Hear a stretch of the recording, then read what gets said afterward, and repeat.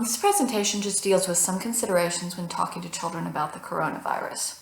There are many resources available. The National Association of School Psychologists has an excellent one discussing that lists many of the features of discussing the coronavirus with your child. Paradoxically, one of the most important things you can do when talking to somebody, especially to a child, is to listen to them. Listening is just as important as you talking. Listening allows you to gauge what they know or what they understand and correct any misconceptions they may have. You may find out that they've come across rumors or lies or some kind of misinformation, and you may need to correct that. Finding out their perspective, how they frame this, and you can do this just through casual, open-ended questions. Like, for example, what is on your mind? What do you think about this? What have you heard about what's going on today? Things like that. But knowing some important things like how they frame it can let you know what kind of questions they may have or what kind of concerns they may have. For example, some children may see it as short-term. Other children may be worried that it's going to last forever. Some children may believe that it's something that we can easily fix. Other children may believe that it can't be fixed or that people don't know what they're doing. Discovering what their perspective is, and I can help guide what information you give them. And finally, listening to them helps you find out what concerns them. It may not be what you think it is. Health is an obvious one, but there can also be social issues, loss of friendships, loss of parents, financial issues. There can be a lot of things that concern them, and the only way you're going to know what really is on their mind is basically to listen to them. Communicating with children, of course, has to be based on what age they are and what their capabilities are. Young children with communication difficulties, children with some other issues, such as, for example, being along the autistic spectrum or having learning difficulties, they may have more difficulty communicating verbally. In those circumstances, you can use things like dolls, toys, drawings, stories, and movies. Maybe a way to help them understand and communicate. It may give them something they can relate to, other than necessarily just verbal communication. With a child who is verbal, open-ended questions, like we discussed before, are usually the best way to try and find out information. Like, things have been changing a lot lately. I know it's confusing. Is there anything on your mind you want to ask me? I'm here to answer all your questions. I'll do my best to answer them. Discussions can be casual. Don't necessarily think that you have to sit down, across the table and make a big deal about it. Sometimes it's a lot easier to talk over a jigsaw puzzle or while you're walking around the block or doing chores or something like that. It takes the pressure off when you're not necessarily sitting, making eye contact and staring at each other intensely. That puts some people on the spot. They may feel that there's a pressure to say things, or they may go blank or something like that. But when you keep it casual, a lot of times you can take the pressure off of the situation and you can really get to what's on their mind. Another aspect of listening, real listening involves try not to interrupt too much and try not to dismiss or minimize what they say. There's a strong urge sometimes to comfort them or to erase their fears or grievances or whatever they're upset about. And that desire to comfort them may cause you to sort of cut them off mid-sentence. But if so, they may feel like they really haven't been heard. You haven't really taken the time to listen to what they have to say. There's also the danger that you may make assumptions about what they're feeling. When you cut off half of their message, you may actually not be accurate about what you think that they're saying. They may be saying something else instead. So let them talk without too much interruption. Also, listening without judgment. These are abnormal times, and there's not really a normal response. Any emotion they feel is usually a reasonable response. We can all respond to things very differently. The most important thing is that they don't get stuck in any one state too long. Like, if they seem to be angry all the time, or if they seem to be worried all the time or sad all the time, that's something that can be more of a concern that you may need to talk to someone about. And also make sure that they don't take their feelings out on other people. Generally, all feelings are okay, but not all behaviors are okay. And be aware when you talk to them, sometimes children and even adults can be very self-centered, especially in a crisis, or at least they can come off as being very self-centered. They especially, well, really any age, but can really be concerned about how this is affecting them, how it's taking them away from their friends, how it's taking them away from some event they want to do, and so on and so forth. And that's just self-preservation behavior in a crisis. And it's nothing that needs to be of concern or anything like that. You can definitely use opportunities to discuss empathy, to teach empathy and concern for other people. But just because they spend most of their time talking about how this is affecting them doesn't necessarily mean that they don't care about anyone else. It just may be what's on their mind is the most frustrating for them at the moment. And also that their momentary mood may not reflect their whole reaction. This is just what they're concerned about in the moment. They may be concerned about something else later on. There's some ways of sort of active listening. One of those ways is reflecting. Instead of just passively listening, you let them know that you really are tuned into what they're saying. Reflecting is when you acknowledge what someone is expressing. For example, if you see that someone's upset, you can say, "I can see you're angry about this," or "You sound pretty worried." And that way you can reassure them that you really are paying attention to what they're saying, that you're tuned into their emotions, and also it allows any possibility that you may be reading them wrong. They have the chance to correct you. Like, for example, maybe you think they're angry and they're really sad. They can bring up, "Well, really, I'm more sad about this than angry." Legitimizing their thoughts and feelings is another way of being an active listener, and being a reassuring listener. If something is true, if something really is going on that's bad, you don't necessarily have to try and change what they're thinking about it. You can just accept what they're thinking and acknowledge that, yes, for example, it's really disappointing we're canceling our summer trip, or sometimes I feel that way too. If someone's asking for information, you can definitely discuss about the pros and cons of a situation. But if they're in the midst of a very strong emotional experience right now, what I always say is save the buts for later once they've calmed down. When you add a but to whatever they're saying, what you kind of say is you're kind of suggesting that their feelings are unreasonable, and that may make them feel worse or make them feel like they can't really share their emotions or talk about their feelings with you in the future. You don't have to turn everything they say into something positive just because they're negative at the moment. If somebody seems to get stuck in negative emotions, as we discussed before, like they never say anything positive or never seem to be having any fun, that's something that's concerning and that you need to worry about. But if they just occasionally say something negative, it's okay to just let to let the statement drop. Continue to listen to them, but don't necessarily feel like you have to argue them out of what they're feeling right now. You can just acknowledge it and let them continue to talk. Keeping it simple until you're asked for more information. Keep any updates or changes simple and matter of fact. Like, we're just doing takeout for a while to reduce germs. You don't necessarily have to go into a lot of detail. Take your cue from how your child reacts to that, what questions they ask, what their motivations are, can help you know how much detail to go into, and how often you discuss the topic. Some children may have a lot of questions. They want to know details. They want to know the whys in the house. They're motivated to get information. Some children may have an emotional reaction, and their motivation is to be acknowledged, to have their feelings acknowledged. Other children may be content with just a simple announcement. Some children are happy, kind of happy-go-lucky, go with the flow kind of children, and they may have faith that the adults around them are taking good care of them. And they may just not be really that interested in that, may be more concerned about the day-to-day changes in their life, like when is playtime or when do we have to do school time, rather than necessarily worrying about the big picture. So again, it's kind of related to listening again, but think about your child's motivation. Do they seem to be motivated seeking information?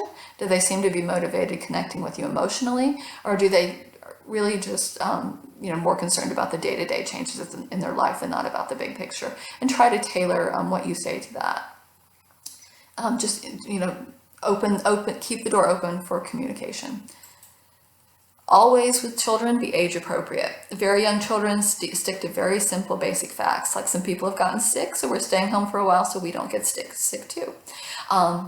Young children tend to be very literal, so using clear language and not slang can be very important.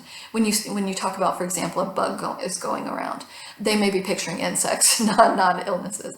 Older children, stay basic again and take your cue from them if they want more information. If they do ask questions, try to be simplistic, but do answer the questions, and to the extent that you're able, based on the information that you have.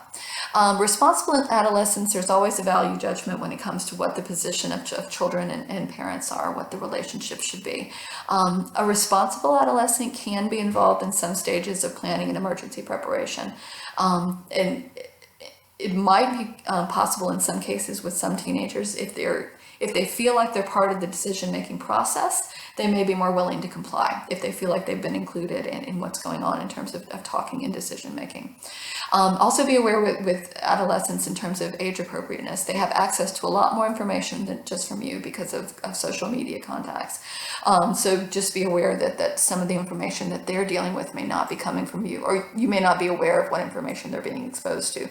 Very young children and even elementary school children, you probably have some idea what they're being exposed to, but with teenagers, with any child that's active on social media may be getting information that you're unaware of.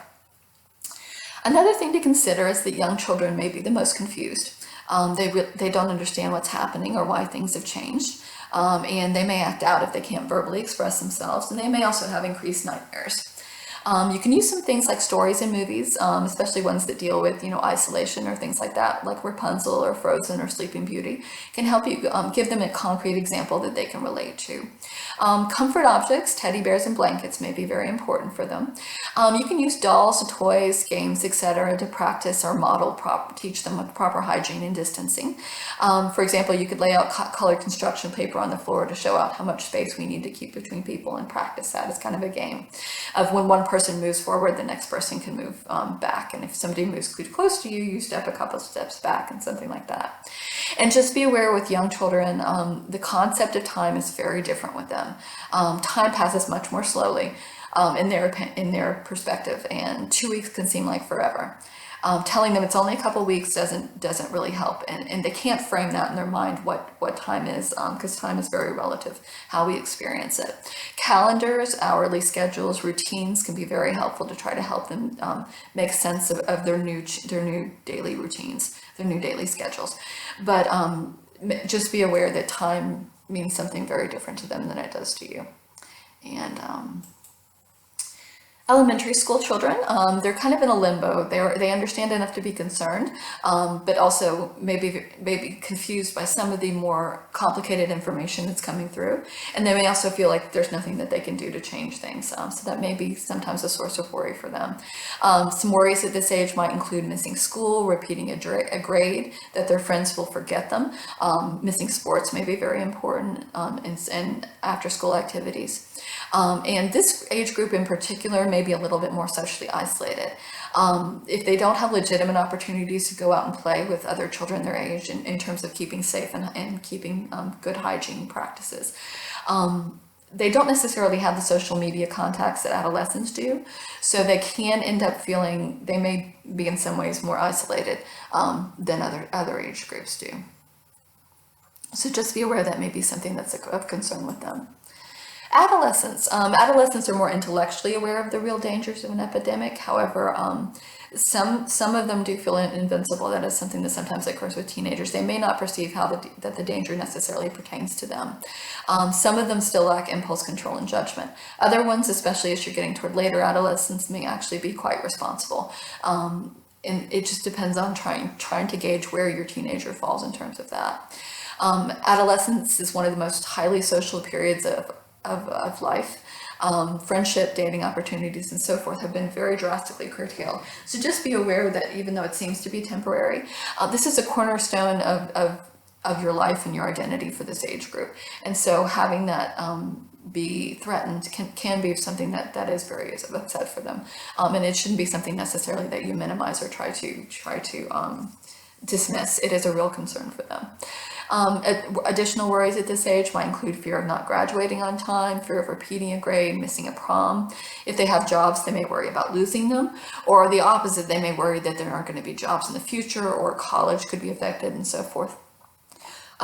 They are more capable of seeing long-term impacts of things than children at a younger age sometimes do. Conflict with parents may be high. This is an age where children or adolescents are desiring increased independence, and all of a sudden, in the course of a couple of weeks, they're under much more increased restrictions and supervision from the adults in their life, and that can be something that causes tension and adds conflict to a family situation. That may be one area again where if you have a responsible adolescent who's generally responsible, they can possibly be included in some of the decision making and emergency planning, and that may make them more likely to comply with all the restrictions that we all need to go along with today. But keep the lines of communication open is the most important thing. It's okay for them to vent their feelings. It's okay for them to be frustrated, to say that. And sometimes being listened to as well can also be important for this age group, that it's acknowledged that yes, it is unfair that this is happening, or it is very frustrating or very difficult. And it is legitimate to feel that way. Monitoring media exposure.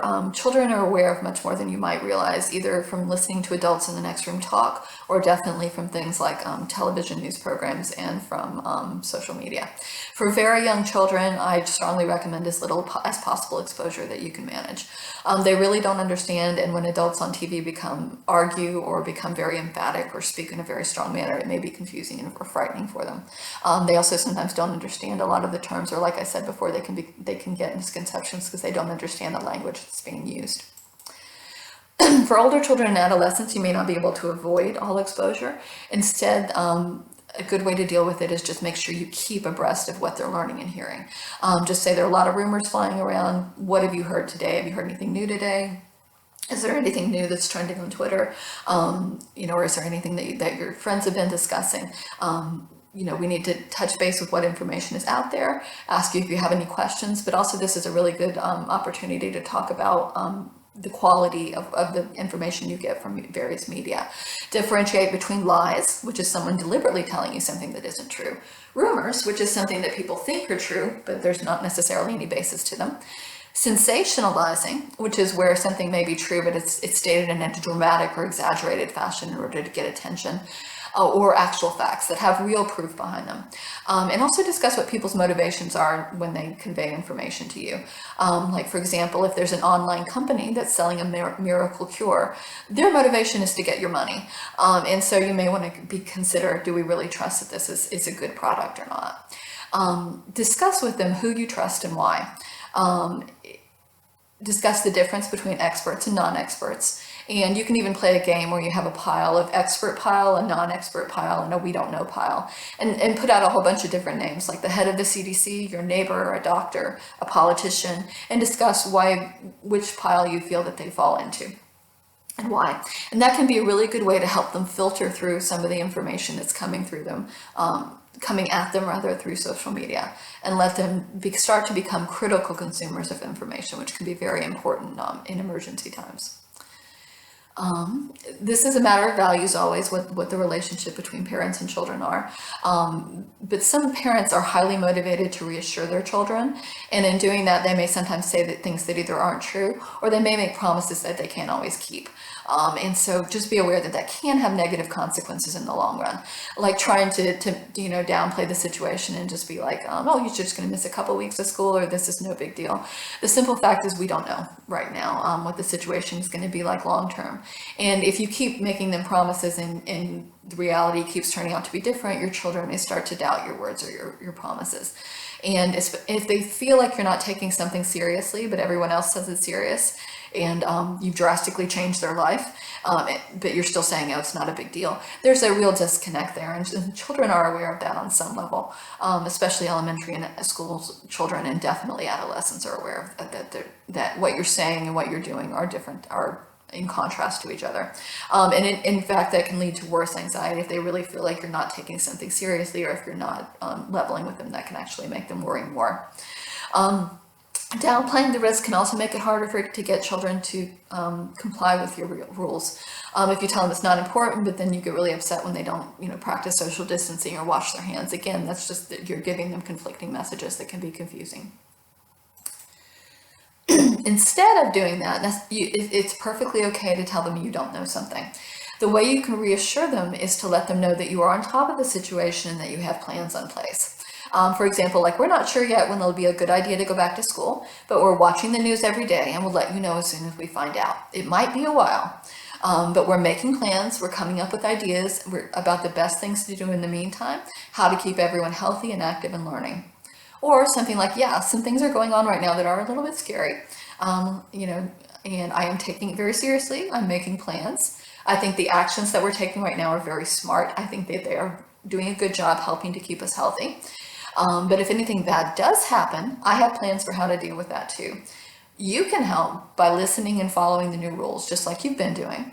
And I promise I will let you know if I feel we're in any real danger, and I'll let you know what I think we should do then. That way they know that you are on top of it. You acknowledge that things are going on that are different, because they know that something is different. Their lives have changed dramatically in the last couple of weeks.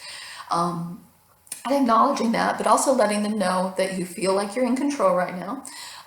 Even if you don't, it's good to project that.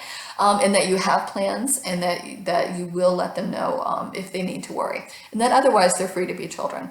Knowing that there is a responsible adult in place taking care of things and staying abreast of the facts can give them that security that lets them just return to being children and not having to feel like they have to worry about things that are outside of their current control. Older children and adolescents may want to know more details about what kind of plans are you talking about, and just ask them questions generally in terms of figuring out what kind of detail they want to provide. You can say, well, I have plans on a number of different things. Is there any particular thing that you want to know my plan about, or any particular area that's concerning you about what may happen in the future? For some children, knowing what will happen to them in a catastrophe can be reassuring. Like, for example, if you've chosen someone to care for them if something happens to you, or a backup financial plan or something. And you can keep it fairly casual. You don't need to go into extreme detail unless they keep asking you about it. But like, for example, you could just say, your Aunt Amanda and your Uncle John have always been there for us. And, I've touched base with them, and they've said that if anything does happen to me, if I do get sick or anything, they're happy to step in and help out. Or, if this does affect us financially, we have some plans in place for that. We may need to sit down and make a new budget. We may need to figure out how things affect us. It's possible we could need to look for a new job or something like that. But we are considering our options in terms of how we handle this financially, and how we plan to make sure that our money will cover the situation. Just gauge it again by what level of detail. How many questions do your children seem to ask, and what age are they in, and what information you think that they're capable of understanding. Finally, present a united front. If all the adults in the home are send the same message and are consistent about the message they send, it can reduce confusion and mistrust. It can be very confusing if children hear one thing from one adult and one thing from another. They don't know who to trust or who to believe in terms of that. So as much as possible, there can always be conflict between adults, but as much as possible, meet before you make a big announcement with your children. Just have the adults discuss it and try to get on the same page, so you present a united front. It's also possible to bring children into the fold in a way. Older children and adolescents definitely might be able to participate in some age-appropriate and brainstorming solutions to some age-appropriate problems. Letting them feel like they're part of the planning, letting them feel like they're taking an action or devising a solution can actually be a good way to combat anxiety, because a lot of people believe that anxiety is rooted in the feeling that you can't predict things or that you can't control things.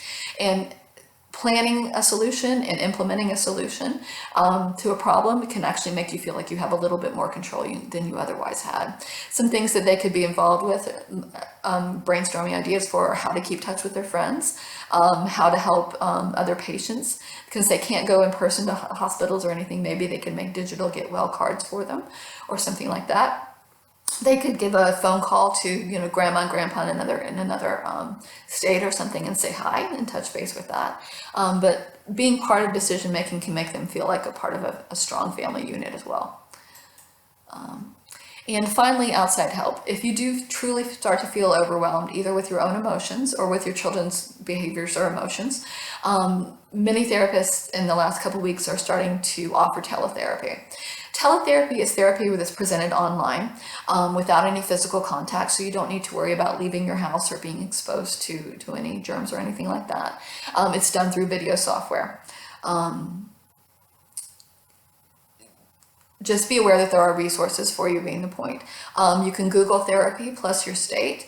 Psychology Today has a list of often lists practitioners in certain areas, and they often have descriptions and what kind of services they offer and what kind of clients or questions or concerns they deal with. But don't be afraid to ask for help if you need it.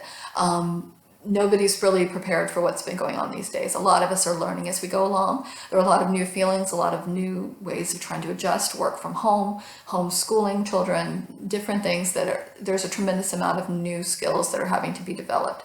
And that can come with a lot of emotional processing and a lot of emotional adjusting as well. For both adults as well as children. So just be aware that resources are out there to help you if you need them. Thank you and take care.